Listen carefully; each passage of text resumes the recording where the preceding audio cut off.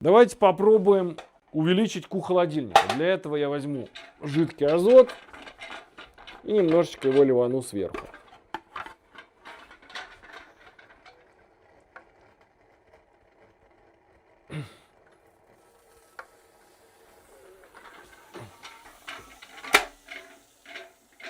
Видите, стал крутиться лучше, потому что быстрее отводится тепло сверху.